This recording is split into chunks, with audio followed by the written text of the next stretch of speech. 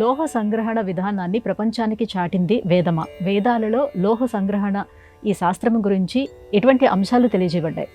ఆధునిక విజ్ఞానంలో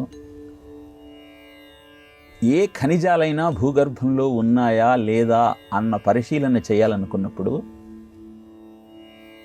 శాస్త్రజ్ఞులు ఒక హెలికాప్టర్ని ఆధారంగా చేసుకొని ఆ ప్రదేశాన్నంతా అద్భుతమైన కెమెరాలతో స్కాన్ చేస్తారు.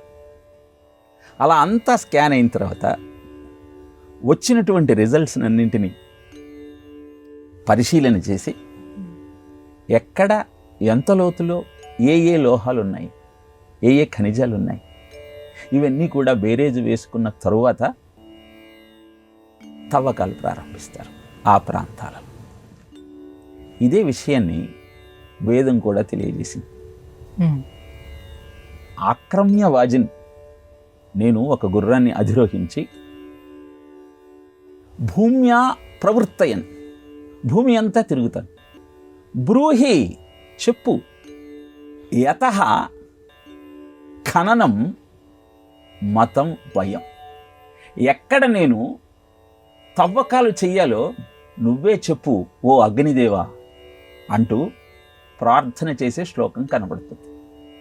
ఈ మంత్రం ఏం చెబుతోంది? గుర్రాన్ని ఎక్కి భూమండలమంతా విహరించేటువంటి విధానము హెలికాప్టర్లో పరిశోధన చేసే తత్వానికి నిదర్శనమైతే, వచ్చినటువంటి ఫలితాలన్నింటినీ బేరీజు వేసుకొని ఎక్కడ తవ్వకాలు జరపాలో నిర్ణయం చేసే విధానాన్ని ఆధునిక విజ్ఞానము వారి మేధస్సుతో నిర్ణయిస్తూ ఉంటే, దేవతా తత్వాన్ని అభ్యర్థన చేస్తూ ఇలా భూమిలో ఖనిజాలు, లోహాలు, శిలాజాలు ఇవన్నీ ఉంటాయన్న సత్యాన్ని ప్రపంచానికి మొట్టమొదట చాటి చెప్పింది వేదమే.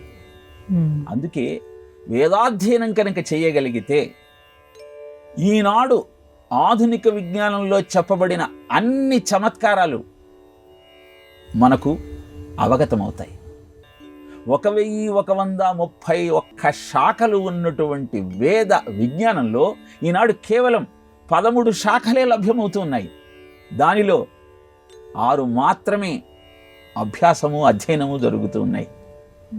ఇంత సూక్ష్మమైన జ్ఞానమే మనకు అద్భుతమైన విషయాలను తెలియజేస్తూ ఉంటే, ఆ స్థూలమైన వేద విజ్ఞానం అంతా అందుబాటులోకి వస్తే అద్భుతాలు ఆవిష్కరించవచ్చు అని చెప్పడంలో ఎలాంటి సందేహము లేదు. వేదోఖిల ధర్మమూలమని, ధర్మాలన్నీ మనకు వేద విజ్ఞానంలో తెలియచేయబడ్డాయి. కర్మకాండ, జ్ఞానకాండ అంటే ఏ కర్మలను అనుష్ఠానం చేయటం వల్ల ఎలాంటి ఆనందాన్ని అందుకోవచ్చు, సుఖాలను పొందవచ్చు అని తెలియజేస్తూనే, భోగైశ్వర్య ప్రసక్తానాం తయాపహృత చేతసాం వ్యవసాయాత్మికా బుద్ధి సమాధౌన విధీయతే. కేవలం ఆ భోగములే సర్వస్వము అని నువ్వు భావించి వాటి కోసమే తాపత్రయపడితే నీకు నిశ్చయాత్మకమైన బుద్ధి ఎంత గొప్ప పూజ చేసినా, ఎన్ని సమాధులు చేసినా సిద్ధించదు. కాబట్టి భోగం అనేది జీవితంలో నువ్వు అనుభవించాల్సినటువంటి ఆధారమే తప్పితే అదే సర్వస్వం కాకూడదు. అందుకే జ్ఞానకాండలో, ఉపనిషత్తులలో అద్భుతమైన ఆత్మ విద్యను ప్రదర్శించడం జరిగింది. ఇలా ఇహపరాలను రెండింటినీ మనకు అందించేదే వేద విజ్ఞానం. దాన్ని ఆధారంగా చేసుకొని జీవనాన్ని గడిపిన వారంతా ఆనంద శిఖరాలను అందుకున్నారు. మనము ఆ విజ్ఞానాన్ని అధ్యయనం చేయలేకపోవటానికి కారణం ఏమిటి అంటే సంస్కృత జ్ఞానం లోపించటం.